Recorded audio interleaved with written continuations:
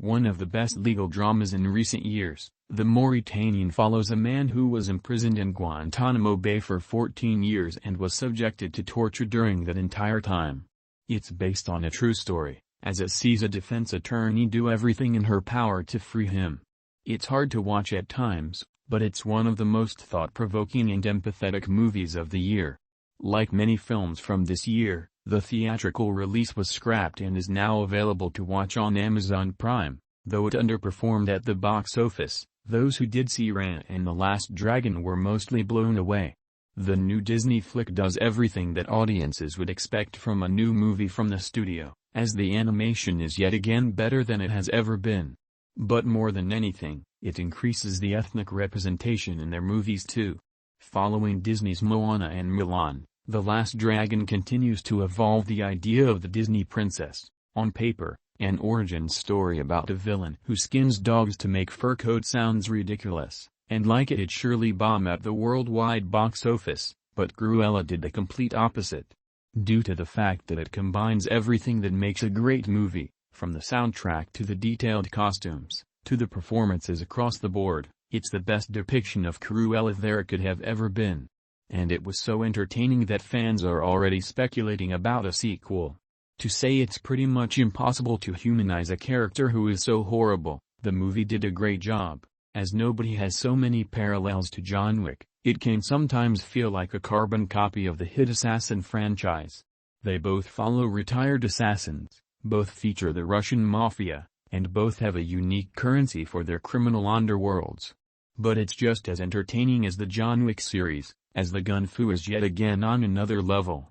And as Bob Odenkirk trained vigorously for the role, every fight sequence is so impressive, especially considering the actor started out as a comedian.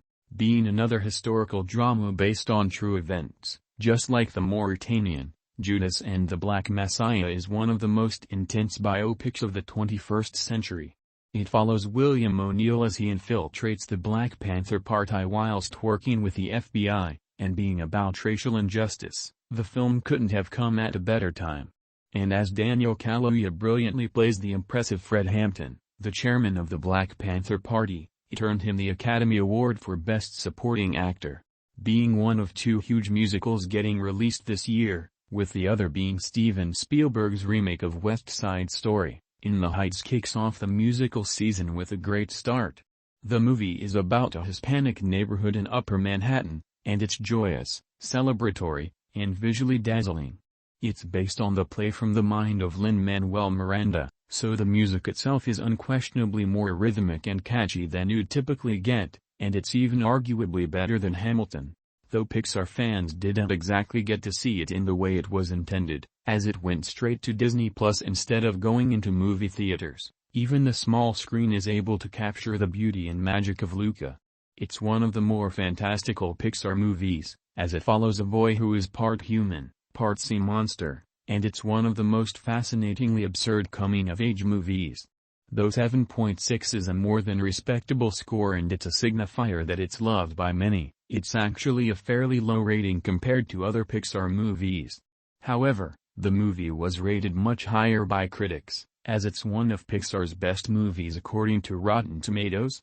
This year, Netflix has arguably outpictured Pixar, as The Mitchells vs. the Machines could easily be compared to The Incredibles. Being produced by Phil Lord and Christopher Miller, who are the brains behind Spider-Man, Into the Spider-Verse and the Lego Movie, they knocked it out of the park once more by developing one of the most relatable animated movies. Whether it's locking horns during the family dinner or trying to deal with teenage emotions, there's so much that parents will be nodding along to. The Mitchells vs. the Machines is the best Netflix movie of the year so far, and it's the most entertaining family movie too.